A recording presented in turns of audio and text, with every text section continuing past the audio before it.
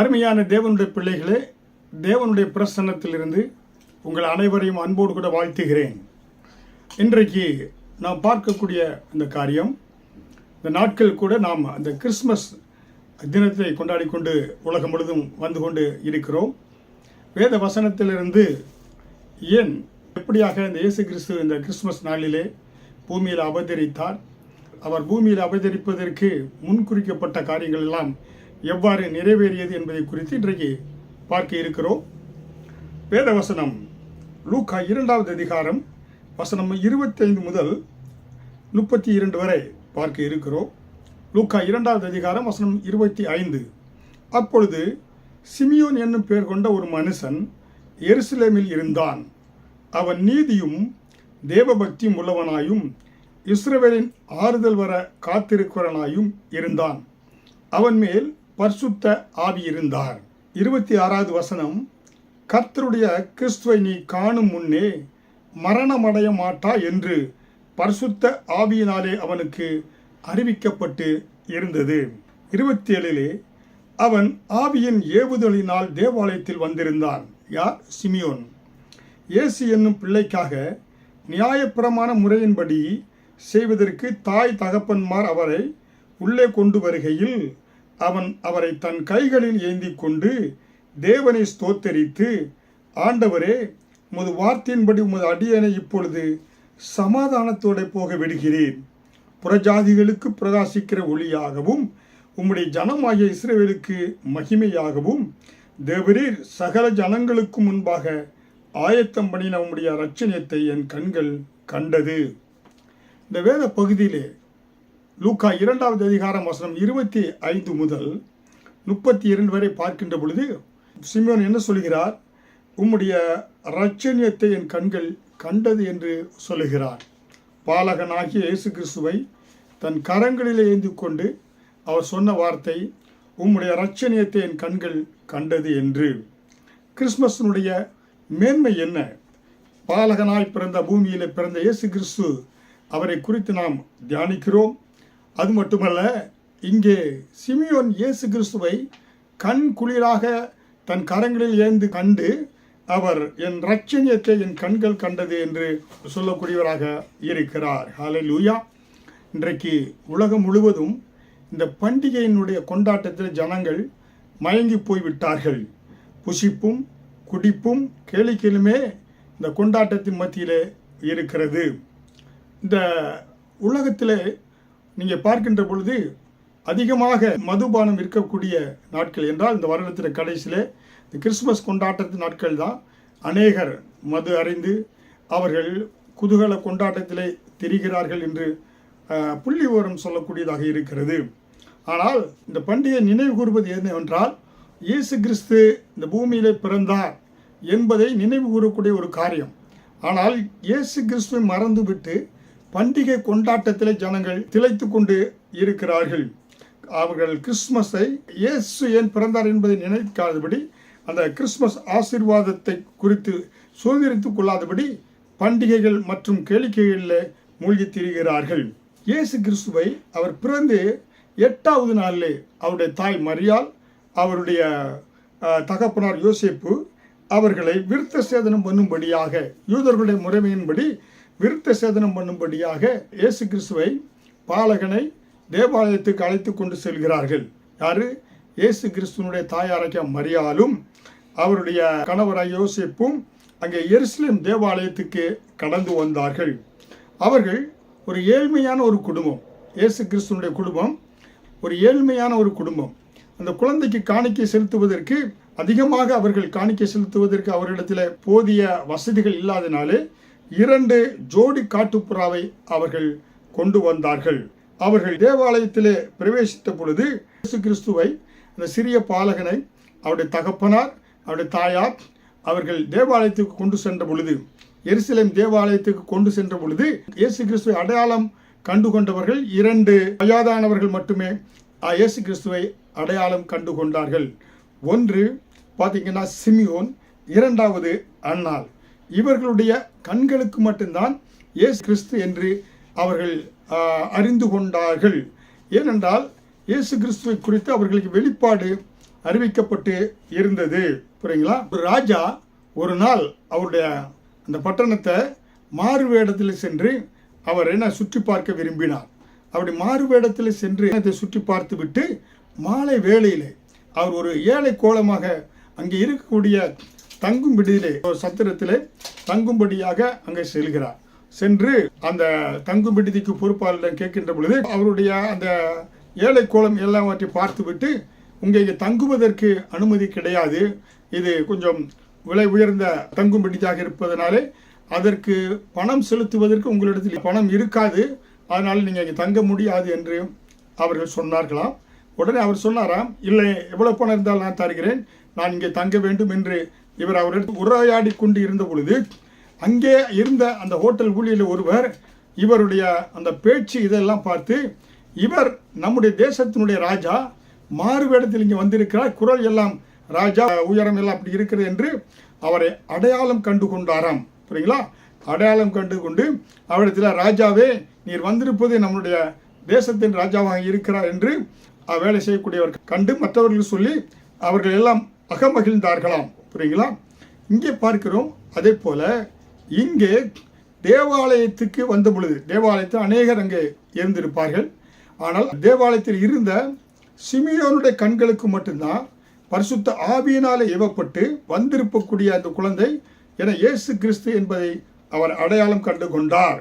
அது மட்டும் இல்லை, ஆவியினாலே ஏவப்பட்டு தான் சிமியோன் தேவாலயத்துக்கு வந்தார். அவருக்கு சொல்லப்பட்ட காரியம், கிறிஸ்துவை காணும் முன்பே மரணமடைய மாட்டாய் என்று பரிசுத்த ஆவியினால் அவருக்கு அறிவிக்கப்பட்டது. சிமியோனுக்கு அறிவிக்கப்பட்ட அந்த காரியம் அங்கே பரிசுத்த ஆவியானுடைய ஏவுதலினாலே அழைத்து வந்தார். அங்கே அவருக்கு, நீ கிறிஸ்துவை காணும் முன் மரணமடைய மாட்டாய் என்று சொல்லப்பட்ட காரியங்கள் எல்லாம் அவர்களுக்கு அங்கே பரிசுத்த ஆவியானவர் வெளிப்படுத்தினார் என்று பார்க்கிறோம். ஹல்லேலூயா! அருமையான தேவனுடைய பிள்ளையே, இன்றைக்கு தேவாலயத்திலே சிமியோன் இயேசு கிறிஸ்துவை கரங்களில் ஏந்து கொண்டு என்ன சொல்கிறாரு, புறஜாதிகளுக்கு பிரகாசிக்கிற ஒளியாகவும் உம்முடைய ஜனமாகிய இஸ்ரவேலருக்கு மகிமையாகவும் தேவரீர் சகல ஜனங்களுக்கு முன்பாக ஆயத்தம் பண்ணின உம்முடைய இரட்சணியத்தை என் கண்கள் கண்டது என்றார். ஹல்லேலூயா! சிமியோன் இங்கே ஒரு முக்கியமான காரியத்தை சொல்கிறார். இயேசுவை கரங்களில் ஏந்தி புறஜாதிகளுக்கு பிரகாசிக்கிற ஒளி. ஹல்லேலூயா! இந்த குழந்தை, இந்த இயேசு கிறிஸ்து யார்? இந்த பாலகன் புறஜாதி மக்களுக்கு பிரகாசிக்கிற ஒளியானவர். ஹல்லேலூயா! அதனால்தான் வேதவசனம் சொல்லுகிறது, யோவான் 1 அதிகாரம் வசனம் 9, உலகத்திலே வந்து எந்த மனுஷனையும் பிரகாசிப்பிக்கிற ஒளியே அந்த மெய்யான ஒளி. ஹல்லேலூயா! இயேசு இருளில் இருக்கிற ஜனங்களுக்கு வெளிச்சத்தை கொடுக்கும்படியாக இந்த பூமிக்கு வந்தார் என்பதை கண்டு சிமியோன் சொல்கிறாரு, புறஜாதிகளுக்கு பிரகாசிக்கிற ஒளி. ஹல்லேலூயா! அருமையான தேவனுடைய பிள்ளைகளே, நம்முடைய அருமையான இயேசு கிறிஸ்து யோவான் 1 அதிகாரம் 4 வசனத்தில் பாருங்க, அவருக்குள் ஜீவன் இருந்தது, அந்த ஜீவன் மனுஷருக்கு ஒளியாக இருந்தது. இயேசு கிறிஸ்து ஒளி. அவர் இருளில் இருக்க ஜனங்களுக்கு வெளிச்சத்தை கொடுக்கும்படியாக இந்த பூமிக்கு வந்தார். ஹல்லேலூயா! என்னுடைய சொந்த வாழ்க்கையிலும் 35-40 வருடங்களுக்கு முன்பாக இருளான ஒரு வாழ்க்கை, குடும்பங்களிலே மரணங்கள், சாபங்கள், இப்படிப்பட்ட இருளான ஒரு வாழ்க்கை குடும்பத்தில் இருந்த பொழுது, அந்த இருளில் இருந்து வெளிச்சத்தை வருவதற்கு இயேசுவை சொந்த இரட்சகராய் அறிந்து கொண்டேன். இயேசுவை அறிந்து கொண்ட பொழுது அந்த இருள் மறைந்து எனக்குள்ளாக இயேசு உதிக்க ஆரம்பித்தார். இயேசு என்னுடைய வாழ்க்கையிலே வெளிச்சத்தை கொடுக்க ஆரம்பித்தார். அதனால் தான் உலகத்திலே வந்து எந்த மனுஷனையும் பிரகாசிப்பிக்கிற மெய்யான ஒளி இயேசு கிறிஸ்து. அவருக்குள் ஜீவன் இருந்தது, அந்த ஜீவன் மனுஷருக்கு ஒளியாக இருந்தது. செய்தியை கேட்டுக்கொண்டிருக்க அருமையான தேவனுடைய பிள்ளைகளே, இந்த கிறிஸ்துமஸ் நாட்களிலே கூட நீங்கள் வீடுகளில் நன்றாக விளக்குகள் அலங்கரித்து இருக்கலாம், வீட்டிற்கு முன்பாக நல்லா ஸ்டார் போட்டு இருக்கலாம். புரியல? முக்கியமாக இந்த கிறிஸ்துமஸ் நாட்களில் எங்களோட கேரளாவில் பார்த்தா எல்லா இடங்களிலும் வீட்டிற்கு முன்பாக கிறிஸ்துமஸ் ஸ்டார் தொங்க விட்டுருப்பாங்க. ஒரே வண்ண விளக்குகள், கிறிஸ்துமஸ் ஸ்டார் ஒவ்வொரு தேவாலயத்திலும் போட்டி போட்டு கொண்டு தேவாலயத்தை நன்றாக அலங்கரித்திருப்பாங்க. அநேக வெளிச்சம் ஸ்டார்ஸ் எல்லாம் தொங்கும். அப்படிப்பட்ட அந்த வெளிச்சம் என்றால் நம்முடைய இருளை இயேசு கிறிஸ்து வெளிச்சமாக மாற்றுகிறார். உங்கள் வாழ்க்கை இருளடைந்த வாழ்க்கையாக இருக்கிறதா? குடும்பங்களில் சாபம் இருக்கிறதா? வியாதி இருக்கிறதா? கண்ணீர், கவலை, கணவன் மனைவி உறவுகளிலே பிரிவினை உண்டாகி குடும்பங்கள் சிதறிப்போய் இருக்கிறதா? ஒரே இருளாக வேதனையாக இருக்கிறதா? எதிர்காலமே நம்பிக்கை இல்லாமல் இருக்கிறீர்களா? இயேசுவை உங்கள் உள்ளத்தில் வரவழைங்க. உங்கள் உள்ளத்தில் இயேசு பிறக்கட்டும். இந்த கிறிஸ்துமஸ் நாட்களில் கூட இயேசு பிறந்ததை நினைவு கூறுகின்ற வேளையிலே இயேசு உங்கள் உள்ளத்தில் வரும்படியாய் அவர்கள் உள்ளத்தில் நீங்கள் இடம் கொடுங்க. உள்ளத்தின் கதவை திறந்து இயேசுவை உள்ள வாரும் இடம் கொடுங்க. அப்பொழுது உங்களுடைய இருள் வெளிச்சமாக மாறும். இருளான வாழ்க்கை வெளிச்சமாக மாறும். ஏனென்றால் அவருக்குள் ஜீவன் இருக்கிறது. அந்த ஜீவன் மனுஷருக்கு ஒளியாக இருக்கிறது என்று வேதவசனம் யோவான் 1:4 நாம் பார்க்கிறோம். ஹல்லேலூயா. அதனால்தான் அவர் என்ன சொல்றார் இங்கே தீர்க்க தரிசனமாக சிமியோன் சொல்கிறார், புறஜாதிகளுக்கு பிரகாசிப்பிக்கிற ஒளி. ஹல்லேலூயா. இயேசு கிறிஸ்து பூமியிலே வந்தது உலகத்தை எல்லா ஜனங்களுக்கும் நரகத்துக்கு செல்லாதபடி பரலோகம் வரும்படியாய் ஒளியாக இயேசு பூமிக்கு வந்தார். ஹல்லேலூயா. அவர்தான் என்ன செய்ய எப்படிப்பட்டவர்? உலகத்தில் வந்து எந்த மனிதனை பிரகாசிப்பிக்கிற ஒரு மெய்யான ஒளி இயேசு கிறிஸ்து. உங்கள் வாழ்க்கையும் ஒளிமயமாக அவர் மாற்றுவார், பிரகாசமாக அவர் மாற்றுவார். அது மட்டுமல்ல, இஸ்ரவேல் ஜனங்களுக்கு மகிமையானவர். அன்றைக்கு 30 லட்சம் ஜனங்களை, கிட்டத்தட்ட 3 மில்லியன் ஜனங்கள் வனாந்திரத்தில் வந்த பொழுது பகலில் மேகஸ்தம்பம், இரவில் அக்கினி ஸ்தம்பம், ஒரு மகிமையின் மேகம் அவர்களை சூழ்ந்து கொண்டு நடத்தியது. அந்த இஸ்ரவேல் ஜனங்களுக்கு மகிமையானவர். இன்றைக்கு நீங்கள் அருமையான தேவனுடைய பிள்ளைகளை இயேசு கிறிஸ்துவை சொந்த இரட்சகராக ஏற்றுக்கொண்டு நீங்கள் முழுக்க ஞானஸ்நானம் எடுத்து அவரை இரட்சகராக ஏற்றுக்கொண்டு அவர் பிள்ளையாய் மாறி நீங்கள் வருகின்ற பொழுது, அபிஷேகத்தை பெறுகின்ற பொழுது, இந்த பரிசுத்த ஆவியானவர் ஒன்று உங்களுக்கு மகிமையானவராக உங்களை சூழ்ந்து உங்களை பாதுகாத்து நடத்தக்கூடியவராக இருக்கிறார். ஹல்லேலூயா. அந்த மகிமை, பரிசுத்த ஆவியான மகிமை உங்களை சூழ்ந்து கொள்ளும். ஹல்லேலூயா. அது மட்டுமல்ல, சகல ஜனங்களுக்கும் தேவனால் ஆயத்தம் பண்ணின ரட்சியம். அவர் சொன்னார், என்னை என்று ஒருவனும், நானே வழியும் சத்தியம் ஜீவனுமாய் இருக்கிறேன், என்னை என்று ஒருவனும் பிதாவினிடத்தில் வரான் என்று சொன்னார். இந்த உலகத்தில் இயேசு கிறிஸ்து ஒருவர் தான் வழி, அவர் தான் சத்தியம், அவர் தான் ஜீவன். ஹல்லேலூயா. இந்த உலகத்தில் வந்து எந்த ஒரு மனிதனும் பரலோகம் வர வேண்டும் என்றால் இயேசு கிறிஸ்து மூலமாக அவரை சொந்த இரட்சகராக ஏற்றுக்கொண்டு அவர் மூலமாக தான் பரலோகம் வர முடியும். ஹல்லேலூயா. அதனால்தான் இயேசு கிறிஸ்து பூமிக்கு வந்தது இஸ்ரேல் ஜனங்களுக்கு மட்டுமல்ல, முழு உலகத்தில் ஜனங்களுக்கும் இரட்சகராக பூமிக்கு வந்தார். ஹல்லேலூயா. அதனால்தான் சிமியோன் சொல்கிறான் இயேசுவை பார்த்து, இரட்சணியத்தை என் கண்கள் கண்டது என்று சொல்லி இயேசு கிறிஸ்துக்கு இரட்சணியம் என்னும் பெயரை சிமியோன் சூட்டக்கூடியவராக இருக்கிறார். ஹல்லேலூயா. ஆமேன். அதனால்தான் இயேசு நானே வழி சத்தியம் ஜீவன் சொன்னார் பாருங்க. முழு உலகத்திற்கும் இயேசு கிறிஸ்து இரட்சகர். ஹல்லேலூயா. இரட்சணி என்பது இரட்சகர் என்று அர்த்தம். ஹல்லேலூயா. இரட்சகர் என்று சொன்னால் அவர் நம்முடைய பாவங்களை எல்லாம் நீக்கி அவர் ரட்சிப்பார் என்று மத்தேயு 1:21 பார்க்கிறோம். அவர் தமது ஜனங்களின் பாவங்களை நீக்கி அவர்களை ரட்சிப்பார். ஹல்லேலூயா.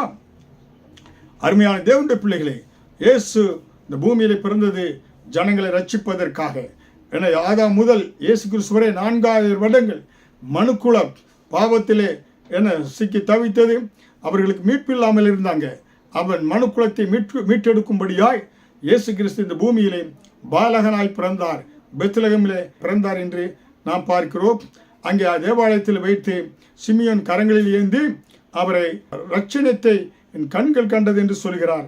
இரட்சகர் என்று அர்த்தம், உலக இரட்சகர் என்று சொல்லி. அல்லேலூயா. பாருங்க, அப்படிப்பட்ட ஒரு பெரிய பாக்கியம். 4000 வருடங்களாக இயேசு கிறிஸ்து பூமியிலே பிறப்பார் என்று தீர்க்கதரிசனம் 4000 வருடத்துக்கு முன்பாக சொல்லப்பட்டிருந்தது. ஆதியாகமம் 3:15 பார்த்தா, ஸ்திரியின் வித்து உன் தலையை நசுக்கும் என்று கர்த்தர் தீர்க்கதரிசனமாக சொன்னார். ஸ்திரியின் வித்து என்பது இயேசு கிறிஸ்துவை குறிக்கக்கூடியதாக இருக்கிறது. அப்போ ஆதாமுடைய குழந்தைகள் காயுன், அவன் என்ன செய்தான்? ஆபேலை கொன்றான். ஆபேலை கொன்றான். ஆபால் தான் சாத்தானை நசுக்குவான் என்று சாத்தான் கண்டு அவன் என்ன செய்தான்னாக்கா ஆபேலை கொலை செய்தவனாக இருக்கிறான். புரியுங்களா? அது முதல் என்னன்னாக்கா, யார் இந்த சத்துருவை அழிப்பது என்று சத்துரு தன்னை அழிப்பது யார் என்று பார்த்து கொண்டே இருந்தான். பார்த்தீங்கன்னாக்கா இசை நாற்காலி என்று சொல்லுவோம் பாருங்களேன், மியூசிக்கல் சேர். அதை சுற்றி கொண்டு வருவாங்க. 10 பேர் இருக்காங்கனாக்கா 9 சேர் போட்டிருப்பாங்க. புரியுங்களா? அப்போ அந்த இசை நிறுத்தப்படுகின்ற பொழுது அங்கே அந்த 10 பேரில் 9 பேர் உட்காருவாங்க. ஒரு ஆள் என்ன செய்வாங்க? வெளியேற்றப்படுவார்கள். இப்படியாக ஒவ்வொரு முறையும் இசை வாசிக்கின்ற பொழுதும், இசை அதை ஆஃப் செய்கின்ற பொழுதும் அப்போ 9 பேருக்கு 8 சேர் இருக்கும். இப்படியாக அந்த ரொட்டீன் வருகின்ற பொழுது கடைசியில் 2 பேர் இருப்பாங்க, ஒரே ஒரு சேர் தான் இருக்கும். அந்த இசை சத்தம் நிறுத்தப்படுகின்ற பொழுது ஒருவர் ஓடி நிற்பார், இன்னொருவர் என்ன செய்வார், வெளியேறி விடுவார். அதே போல 4000 வருடமாக இயேசு கிறிஸ்துவை காணும்படியாக எல்லாரும் ஏங்கி கொண்டிருந்த பொழுது, கரங்களில் ஏந்தும்படியாக காத்து கொண்டிருந்த பொழுது, இங்கே இயேசு கிறிஸ்துவை கரங்களிலே ஏந்தக்கூடிய ஒரு பெரிய பாக்கியம் யாருக்கு கிடைத்தது என்றால் சிமியோனுக்கு கிடைத்தது. சிமியோன் தன் கரங்களிலே ஏந்தி அவர் என்ன செய்கிறார் பாருங்க. ஏன்னா என் ரட்சணியம் உலகத்திற்கு இது ஒரு பிரகாசிப்பிக்கிற ஒளி, இவரே உலக ரட்சகர் என்று சொல்லுகிறார். புரியுங்களா? அருமையான தேவனுடைய பிள்ளைகளை பார்க்கின்ற பொழுது, ஏன்னா நம்முடைய தேவன் அண்ட சராசரங்களை படைத்தவர். ஏசாயா 66வது அதிகாரம் வசனம் 1 வானம் எனக்கு சிங்காசனம், பூமி எனக்கு பாதபடி என்று நாம் பார்க்கிறோம். புரியுங்களா? அண்ட சராசரங்களை படைத்தவர். சங்கீதம் 24வது அதிகாரம் வசனம் 1 முதல் 2 பார்க்கின்ற பொழுது, அவர் தன் கரங்களினாலே முழு உலகத்தையும் தாங்கக்கூடியவராக இருக்கிறார் என்று பார்க்கிறோம். பூமியை தாங்கக்கூடியவர் பிதா குமாரன் பரிசுத்த ஆவியான தேவன். அவர் திரித்துவ தேவனாக இருப்பதனாலே அவர்கள் படைத்தார்கள், படைத்து தன்னுடைய கரங்களினாலே பூமியை தாங்குகிறார்கள், ஏந்துகிறார்கள். அப்படிப்பட்ட அந்த உலகத்தை தாங்க அந்த தேவனை சிமியோன் இப்பொழுது கரங்களில் ஏந்துகிறான். புரியுங்களா? படைத்தவரை சிருஷ்டிகரை சிருஷ்டி தன் கரங்களிலே ஏந்தி என்ன அவன் உலக ரட்சகர் என்று சொல்லக்கூடியவனாக இருக்கிறான். ஹல்லேலூயா! அருமையான தேவனுடைய பிள்ளைகளே, ஏசாயா 25வது அதிகாரம் வசனம் 9 இதோ இவரே நம்முடைய தேவன், இவருக்காக காத்திருந்தோம், இவர் நம்மை ரட்சிப்பார், இவரே கர்த்தர், இவருக்காக காத்திருந்தோம், இவருடைய ரட்சிப்பினால் கலிகூர்ந்து மகிழ்வோம். ஏசாயா தீர்க்கதரிசி சொல்கிறார். இயேசு கிறிஸ்துவினுடைய பிறப்பிற்கு முன்பாக 700 வருடங்களுக்கு முன்பாக ஏற்பட்ட இந்த ஏசாயா தீர்க்கதரிசி சொல்றாரு, இவரே நம்முடைய தேவன், இவருக்காக காத்திருந்தோம், இவர் நம்முடைய ரட்சிப்பார், இவர் நம்மை ரட்சிப்பார், இவரே கர்த்தர், இவருக்காக காத்திருந்தோம், இவர் ரட்சிப்பினால கலிகூர்ந்து மகிழ்வோம். ஹல்லேலூயா! அப்ப கிறிஸ்துவை குறித்து பார்த்தீங்கன்னாக்க உரைக்கப்பட்ட முதலாவது தீர்க்க தரிசனம் ஏதேன் தோட்டத்திலே ஆதியாகமம் 3:15 ஸ்திரியின் வித்து சர்ப்பத்தின் தலையை நசுக்குவார் என்று சொல்லப்பட்ட அந்த தீர்க்க தரிசனம் அங்கே நிறைவேறியது என்று பார்க்கிறோம். ஹல்லேலூயா! நோவாவின் நாட்களில் கூட இயேசு பிறப்பார் என்று அவர் எதிர்பார்த்திருந்து இருப்பாங்க. ஏன்னா ஸ்திரியின் வித்து தான் சாத்தானை தலையை நசுக்குவான். அதே போல மோசே நாட்களில் கூட ஏன்னா இயேசு கிறிஸ்து ரட்சிப்பின் பிழையாக மாறி அங்கே தென்படுவார் என்று அநேகர் ஏங்கி இருக்கலாம். ஆனால் இயேசு கிறிஸ்து நோவாவின் நாட்களில் வரவில்லை, மோசேயினுடைய நாட்களிலும் வரவில்லை. இவன் விசுவாசிகளின் தகப்பனாகிய ஆபிரகாம் தேவனுடைய சிநேகிதன் எனப்பட்டார். பாருங்களா? நான் செய்ய போகிறதை ஆபிரகாமுக்கு மறைப்பேனே என்று சொல்லி தேவன் அவ்வளவாக கர்த்தர் ஆபிரகாமுக்கு கற்றுக் கொடுத்தார். ஆனால் இயேசு ஆபிரகாமன் என்று குமாரன் அழைக்கப்பட்ட போதிலும் ஆபிரகாமின் நாட்களிலே அவர் வெளிப்படவில்லை. மத்தேயு 1:1 பார்க்கிறோம், இயேசு ஆபிரகாமின் குமாரர் என்று அழைக்கப்பட்டார். ஆனால் ஆபிரகாமுக்கு கூட இயேசு கிறிஸ்துவை கரங்களில் ஏந்தக்கூடிய ஒரு பாக்கியம் கிடைக்கவில்லை. ஹல்லேலூயா! அடுத்த பார்க்கின்ற பொழுது யாக்கோபு தன் பிள்ளைகளிடத்தில் சொல்றாரு. ஆதியாகமம் 49வது அதிகாரத்தை எடுத்தா எல்லா 12 கோத்திர பிள்ளைகளையும் ஆசீர்வதித்து சொல்கின்ற பொழுது கூட அவர் என்ன சொல்கிறார்? ஆதியாகமம் 49வது அதிகாரம் வசனம் 10 கூட சமாதான கர்த்தர் வருமளவும் செங்கோல் யூதாவை விட்டு நீங்குவதில்லை என்று தீர்க்க தரிசனம் உரைத்தார். யாக்கோபு அந்த நாட்களை எதிர்பார்த்திருக்கலாம் இயேசு கிறிஸ்து பிறப்பார் என்று சொல்லி. அந்த நாட்களில் கூட ஏன்னா அவர் தீர்க்க தரிசனமாக சொன்னார் இன்னும் தோன்றுவார் என்று சொல்லி. இயேசு அன்றைக்கு வெளிப்படவில்லை. மோசே பாருங்க, இயேசு கிறிஸ்துவுக்கு சொல்கின்ற பொழுது தன்னை போல ஒரு தீர்க்கதரிசி எழும்புவார் என்று மோசே அன்றைக்கு சொன்னார். ஆசாரிப்பு கூடாரம், பஸ்கா பலி, சமாதான பலி, நாண கண்மலை என்று இயேசு கிறிஸ்து நிழலாட்டமாக இருந்தார். ஆனால் மோசேயின் நாட்களிலே கூட இயேசு கிறிஸ்து வெளிப்படவில்லை என்று பார்க்கிறோம். ஹல்லேலூயா! உபாகமம் 18வது அதிகாரம் வசனம் 15 உன் தேவனாகிய கர்த்தர் என்னை போல ஒரு தீர்க்கதரிசியை உனக்காக உன் நடுவே உன் சகோதரரிலிருந்து எழும்ப பண்ணுவார் என்று மோசே சொல்லுகிறார். அந்த நாட்களில் கூட இயேசு கிறிஸ்து வெளிப்படவில்லை என்று பார்க்கிறோம். ஹல்லேலூயா! எப்படியாக சிமியோன் தன் கரங்களில் ஏந்துவதற்கு முன்பாக 4000 வருடங்களாக என பரிசுத்தவான்கள் ஏங்கினார்கள். புறஜாதிகளின் மத்தியிலே எழும்பின முதல் தீர்க்கதரிசி ஆகிய பிலேயாம் என்ன சொல்கிறாரு? அவரை காண்பேன், இப்பொழுது அல்ல, அவரை தரிசிப்பேன், சமீபமாய் அல்ல, ஒரு நட்சத்திரம் யாக்கோபிலிருந்து உதிக்கும், ஒரு செங்கோல் இஸ்ரவேலிலிருந்து எழும்பும் என்று தீர்க்க தரிசனமாய் உரைத்தார். என்னாகும் 24வது அதிகாரம் 17 கூட பிலேயாம் தீர்க்க தரிசனமாக உரைத்தார். அவரை தரிசிப்பேன், சமீபமாக ஒரு நட்சத்திரம் யாக்கோபிலிருந்து உதிக்கும் என்று அங்கே பிலேயாம் முதல் தீர்க்கதரிசி என்ன சொல்றாரு சொல்கிறார். அந்த நாட்களில் கூட இயேசு பிறக்கவில்லை என்று நாம் பார்க்கிறோம். அதே போல ஏசாயா தீர்க்கதரிசி மற்ற எல்லா தீர்க்கதரிசியை காட்டிலும் ஒரு பெரிய தீர்க்கதரிசி என்று நாம் பார்ப்போம். அவர் திட்டமும் தெளிவுமாக இயேசு கிறிஸ்துவை குறித்து என்ன சொல்கிறார்? ஏசாயா 7வது அதிகாரம் வசனம் 14, இதோ ஒரு கன்னிகை கர்ப்பவதியாகி ஒரு குமாரனை பெறுவாள், அவருக்கு இம்மானுவேல் என்று பெயரிடுவாள். இயேசு கிறிஸ்துவை குறித்து அவ்வளவு அழகாக ஏசாயா தீர்க்கதரிசி சொல்லி மகிழ்கிறார். அவருடைய நாட்களில் கூட இயேசு கிறிஸ்து பிறக்கவில்லை. ஹல்லேலூயா. யோபு கூட கிறிஸ்துவுக்கு மேல் எவ்வளவு அன்பா இருந்தார்னு சொன்னாரு. என் மீட்பர் உயிரோடு இருக்கிறார் என்று இயேசு அவர் சொன்னார். அவரை நான் பார்ப்பேன், அந்நிய கண்கள் அல்ல, என் கண்களே அவரை காணும் என்று சொல்லி அவர் யோபு 19வது அதிகாரம் 27 சொல்கிறார். அவரை நானே பார்ப்பேன், அந்நிய கண்கள் அல்ல, என் கண்களே அவரை காணும். இந்த வாஞ்சையால் என் உள்ளந்திரியங்கள் எனக்குள் சோர்ந்து போகிறது என்று யோபு ஆவலோடு கூட சொன்னார். இயேசுவை காண்பேன் என்று சொல்கூட. புரியுங்களா?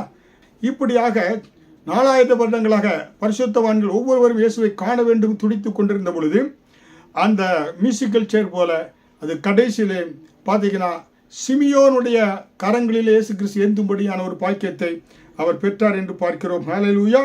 அருமையான தேவனுடைய பிள்ளைகளே, அதனால் தான் அவர் இரட்சணியத்தை என் கண்கள் கண்டது என்று அவர் சொல்கிறார். இன்றைக்கு பாருங்க, இயேசு கிறிஸ்துவ சொந்த ரட்சகராக ஏற்று அவர் பார்க்கக்கூடிய ஒரு பெரிய பாக்கியம் அவருக்கு கிடைத்தது. அது பரிசுத்த ஆவியினால் ஏவப்பட்டு அவருக்கு அந்த பாக்கியம் கிடைத்தது. ஹல்லேலூயா. ஏனென்றால் முழு உலகத்தினுடைய ரட்சகராக இயேசு கிறிஸ்து பிறக்கப் போகிறார். ஹல்லேலூயா. முழு உலகத்தினுடைய சாபங்களை நீக்கக்கூடியவராய், முழு உலகத்துடைய பாவங்களை நீக்கக்கூடியவராய், முழு உலகத்திற்கு அவர் தெய்வீக சமாதானத்தையும் சந்தோஷத்தையும் கொடுக்கக்கூடிய இரட்சகராக இருக்கப் போகிறார் என்று சிமியோன் அதை அறிந்திருந்தார். ஹல்லேலூயா. இன்றைக்கு நாம் என்ன செய்கிறோம் என்றால், இயேசு கிறிஸ்துவை சிமியோன் கரங்களில் ஏந்து மகிழ்ந்தார். ஹல்லேலூயா. இன்றைக்கு உங்களுடைய உள்ளத்திலே இயேசு கிறிஸ்து சொந்த இரட்சகராக ஏற்றுக்கொள்ளக்கூடிய பிள்ளைகளே, இயேசு கிறிஸ்துவை சொந்த இரட்சகராக யாராவது ஏற்றுக்கொள்ளவில்லை என்றால் இந்த செய்தி கேட்டுக்கொண்டிருக்க அருமையான தேவனுடைய பிள்ளைகளே, உங்கள் உள்ளத்தில் இயேசுவை ஏற்றுக்கொள்ளுங்க. அவர் உங்கள் பாவங்களுக்காக மரித்தார், அடக்கம் செய்யப்பட்டார், 3ஆம் நாள் உயிரோடு எழுந்தார், அவரே என் இரட்சகர் என்று நீ அறிக்கை செய்கின்ற பொழுது அவர் உங்கள் பாவங்கள், சாபங்கள், வியாதிகள், கண்ணீர்கள், கவலைகளை எல்லாம் நீக்கி அவர் உங்களை வெற்றிக்குள்ள ஒரு வாழ்க்கைக்குள்ளாக அவர் நடத்துவார். ஹல்லேலூயா. அருமையான தேவனுடைய பிள்ளைகளை, அதை நீங்கள் தெளிவாக தெரிந்து கொள்ள வேண்டும். புரியுங்களா? அதனால் தான் எத்தனையோ இன்றைக்கு ஜனங்கள் இருந்தாங்க உலகத்தை பாருங்க, 4000 வருடங்களாக. ஏன்னா எல்லா பரிசுத்தவான்களும் அவரை கரங்களில் ஏந்தும்படியாக காத்து கொண்டிருந்தாங்க. ஏன் சிமியோனுக்கு மட்டும் அந்த பாக்கியம் கிடைத்தது என்றால், சிமியோன் அவருடைய குணாதிசயங்களை பார்க்கின்ற பொழுது சிமியோன் ஒரு நீதி உள்ளவன் என்று சொல்லப்பட்டிருக்கிறது. தேவனுடைய ராஜ்யத்தையும் அவருடைய நீதியும் தேடி தன்னை நீதிமானாக அவர் என்ன செய்தாரு? சுத்திகரித்து கொண்டவர். ஹல்லேலூயா. ஒரு நீதிமான் கரங்களில் தான் இயேசு பாலகனை சுமக்கும்படியாய் அந்த பாக்கியம் கிடைத்தது என்று பார்க்கிறோம். வேத வசனம், நாம் எல்லா உலகத்தில் வந்த எல்லா மனிதர்களும் பாவம் செய்தவர்கள். புரியுங்களா? நம்ம ஒருவரும் நீதிமான் கிடையாது. இயேசு கிறிஸ்துவை ஏற்றுக்கொண்டு சொந்த இரட்சகராய் அவர் உங்கள் உள்ளத்தில் வருகின்ற பொழுதுதான் அவர் தன்னுடைய ரத்தத்தினாலே, தான் சிந்திய ரத்தத்தினாலே உங்களை நீதிமானாக மாற்றக்கூடியவராய் இருக்கிறார். அதனால் தான் எந்த ஒரு மனிதனும் கல்வாரி அண்டை வருகின்ற பொழுது, இயேசுவே நான் பாவி, நீர் எனக்காக மரித்து அடக்கம் செய்யப்பட்டு 3ஆம் நாள் உயிரோடு இருந்தீர், நீரே என் இரட்சகர், உலகத்தின் இரட்சகர் நீராக இருக்கிறேன் என்று சொல்கின்ற பொழுது அவன் நீதிமானாகப்படுகிறான். தேவன் அவனுக்கு நீதியின் வஸ்திரத்தை கொடுக்கக்கூடியவராக இருக்கிறார். ஹல்லேலூயா. இங்கே பார்க்கிறோம், சிமியோன் எப்படிப்பட்டவனாக இருந்தான்? அவர் நீதியுள்ளவனாக இருந்தான் என்று பார்க்கிறோம். ஹல்லேலூயா. அருமையான தேவனுடைய பிள்ளைகளே, கர்த்தர் இன்றைக்கு உங்களுக்கு அந்த நீதியின் வஸ்திரத்தை கொடுப்பதற்கு இயேசு வல்லமையுள்ள தேவனாக இருக்கிறார். அவரே உங்களுக்கு நீதியாக இருக்கிறார். அவரே உங்களுடைய வஸ்திரத்தை ஒருபோதும் நீங்க கரைபிடித்து விடக்கூடாது. அதனால தேவன் இன்றைக்கு மகிமையின் நீதி வஸ்திரத்தை நமக்கு உடுத்த விரும்புகிறார். இயேசுவை சொந்த இரட்சகராக ஏற்றுக்கொள்கின்ற பொழுது மகிமையின் வஸ்திரத்தை உங்களுக்கு நீதியாக ஆண்டவர் உடுத்த விரும்புகிறார். ஹல்லேலூயா. அப்ப பார்க்கிறோம், சிமியோன் எப்படிப்பட்டவனாக இருந்தான்? நீதியுள்ளவராக இருந்தார். ஹல்லேலூயா. உண்மையுள்ளவராக இருந்தார். என்ன அப்படிப்பட்ட ஒரு அவருடைய குணாதிசயம் இருந்தது. அதனால் தான் இயேசு கிறிஸ்துவை அவர் கரங்களில் ஏந்தும்படி பாக்கியம் அவருக்கு கிடைத்தது. அவர் நீதியுள்ளவர் மட்டுமல்ல, தேவ பக்தி உள்ளவராக இருந்தார். யாரு? சிமியோன். சிமியோனுடைய குணநலங்களை பார்க்கின்ற பொழுது சிமியோனுடைய குணாதிசயம் தேவ பக்தியுள்ளவன். ஹல்லேலூயா. இன்றைக்கு பக்தியுள்ளவனை கர்த்தர் தமக்கென்று தெரிந்து கொள்கிறாராம் என்று சங்கீதம் 4வது அதிகாரம் வசனம் 3 பக்தியுள்ளவனை கர்த்தர் தமக்கென்று தெரிந்து கொண்டார் என்று அறியுங்கள். ஹல்லேலூயா. இன்றைக்கு அநேகர் பாருங்க, புறஜாதி மார்க்கத்தில் அவங்க அறிந்த கடவுள் தான் அவங்களுக்கு எல்லாம் கொடுக்குறாருன்ட்டு அதுக்காக மாலை போடுறாங்க, காவடி எடுக்கிறாங்க, பல கிலோமீட்டர் நடக்கிறாங்க, என்ன இவ்வளோ காரியம் செய்கிறாங்க. அவங்களுக்கு சத்தியம் தெரியல. அந்த பக்தியில் அதான் கடவுள் நினைக்கிறாங்க. அவங்களுக்கு நம்ம இயேசு குறித்து அறிவிக்க வேண்டும். ஹல்லேலூயா. அதனால தான் ஆண்டவர் பக்தியுள்ளவனை கர்த்தர் தனக்கென்று தெரிந்து கொள்கிறாராம். ஜீவனுள்ள தேவன், ஏன்னா உண்மையான தேவனை தெரிந்து கொண்டா இதில் அவன் பக்தி உள்ளவனாக மாறிவிடுவான். ஹல்லேலூயா. அப்போ ஒவ்வொரு தேவனுடைய பிள்ளைகளும் இப்போ புறஜாதியில் பக்தி மார்க்கமாக இருக்கிற ஜனங்களுக்காக ஜெபிக்க வேண்டும், ஆண்டவரை குறித்து சொல்ல வேண்டும். உண்மை ஜீவனுள்ள தேவன் இருக்கிறார் என்பதை அவன் ருசித்து பார்த்தா அவனை கர்த்தர் தெரிந்து கொள்ளக்கூடியவராக இருக்கிறார். ஹல்லேலூயா. இன்னும் சாது சுந்தர் சிங் ஆரம்பங்களில் புறஜாதி மார்க்கத்தில் இருந்தனாலே அவருக்கு சுவிசேஷம் அறிவிக்கின்ற பைபிளை எல்லாம் எடுத்து கிழித்து எரித்தார். ஏன்னா ஒரு நாள் இயேசு கிறிஸ்துவை சொந்த அவரே ரட்சகர் என்று அறிந்து கொண்ட பொழுது முழுவதுமாக இயேசு கிறிஸ்துவை ஒப்புக் கொடுத்தார். அதனால் வேத வசனம் சொல்லுகிறபடி பக்தியுள்ளவனை கர்த்தர் தனக்கென்று தேர்ந்தெடுக்கிறார். ஹல்லேலூயா. என்னுடைய ஊழிய அனுபவங்களில் அநேகர் தன்னுடைய மார்க்கத்தை குறித்து அதிகமாக பேசுவார்கள், பெரியது என்று சொல்லி. நாம் அவர்களிடத்தில் வாக்குவாதம் செய்யாதபடி அவர்களுக்காக நம்ம ஜெபித்து, இந்த இவ்வளவு பக்தி உள்ளவனை கர்த்தர் தெரிந்து கொள்ள போறார், ஒரு நாள் ரட்சிக்கப்படுகிறார் என்று அவர்களுக்காக ஜெபித்து, அவர் இயேசுவிடத்தில் வருவார்கள் என்று நம்ம ஜெபித்து விசுவாசத்தோடு ஜெபித்து அவர்கள்ட்ட நம்ம ஆர்குமெண்ட் பண்ணாதபடி அவர்களுக்கு சுவிசேஷத்தை அறிவிக்கின்ற பொழுது அவர்கள் தேவனுக்கென்று வருவார்கள், தேவனுடைய பிள்ளைகளாக மாறுவார்கள். ஹல்லேலூயா. அதனால எப்படிப்பட்ட மதத்தில் பக்தி உள்ளவனை எல்லாம் ரட்சிப்புக்குள்ளே நடத்துவதற்கு ஜெபிக்க வேண்டும். அவர்கள் இந்த பக்திக்குள்ளே வந்துட்டாங்கனாக்க, அவர்கள் அந்த சத்தியத்தை அறிந்து கொண்டார்கள் என்றால் அவர்கள் ரட்சிக்கப்படுவார்கள், குடும்பங்கள் ரட்சிக்கப்படும், பரலோகத்தில் அவர்கள் பங்கு பெறுவார்கள். ஹல்லேலூயா. மூன்றாவதாக காத்திருந்தான். ஹல்லேலூயா. இஸ்ரவேலுக்கு ரட்சிப்பு வருவரை அவன் நினைச்சுதான் காத்திருந்தான். எப்படி இஸ்ரவேலுக்கு வரும் வரை காத்திருந்தான் என்று பார்க்கிறோம். வயது முதிர்தான வயதிலும் அந்த சிமியோன் காத்திருந்தான், ஆண்டவருக்காக காத்திருந்தான். இன்றைக்கு அநேகர் சொல்லுவாங்க, ஆண்டவருக்காக நீ காத்திருந்து என்ன பிரயோஜனம் என்று எல்லாம் உங்களை கேள்வி கிண்டல் பண்ணுவாங்க. இங்கே இயேசு கிறிஸ்துவ காத்திருந்த சிமியோன் என்ன செய்தாரு? இயேசுவை கரங்களில் ஏந்தும்படியான ஒரு பாக்கியத்தை தேவன் அவருக்கு கொடுத்தார். ஹல்லேலூயா. இன்றைக்கு பொறுமை நமக்கு அநேகர் இருப்பது கிடையாது. ஏன்னா எந்த ஒரு காரியத்தையும் கத்திரிடத்தில் ஜெபித்தா பதில் கிடைக்கலன்னா முறுமுறுத்து நம்ம என்ன செய்யறது, பின்மாற்றத்துக்குள்ளே போயிடுறாங்க. அப்படி போய்விடக்கூடாது. சிமியோன் காத்திருந்தார்.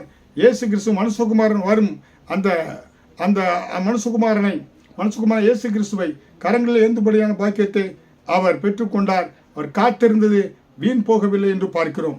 ஒன்று நீதி உள்ளவராக இருந்தார், இரண்டாவது தேவ பக்தி உள்ளவராக சிமியோன் இருந்தார், மூன்றாவதாக காத்திருந்தார் என்று பார்க்கிறோம்.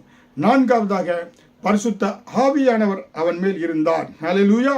சிமியோன் மேலே பரிசுத்த ஆவியானவர் இருந்தனால்தான், பரிசுத்த ஆவியானவருக்கு வெளிப்பாடுகள் கொடுத்ததுனால்தான் பரிசுத்த ஆவியானவர் ஏவுதலோடு கூட அவர் தேவாலயத்துக்கு வந்தார் என்று பார்க்கிறோம். அப்ப சிமியோனை பரிசுத்த ஆவியானவர் முழுவதுமாக ஆட்கொண்டிருக்கிறார். ஹல்லேலூயா.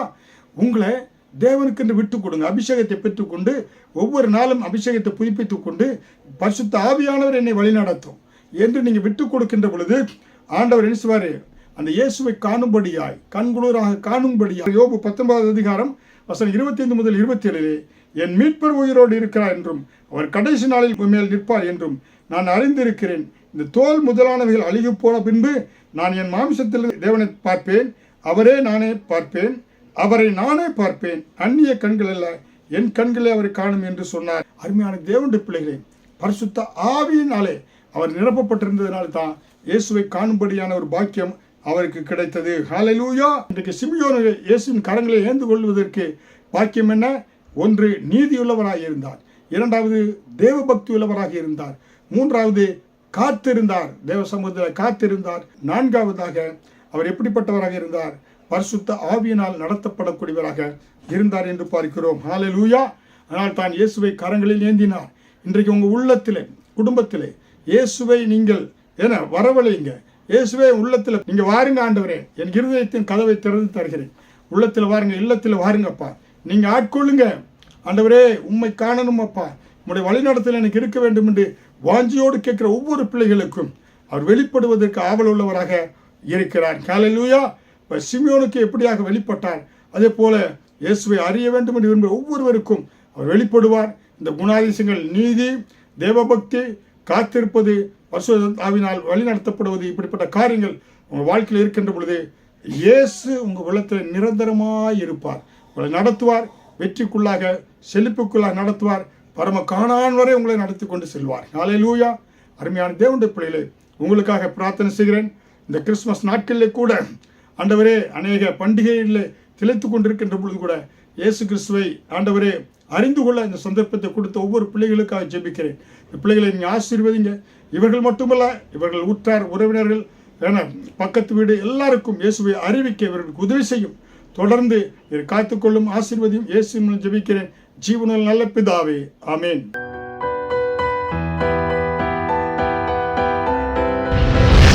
கர்த்தர் உங்களை ஆசீர்வதிப்பாராக.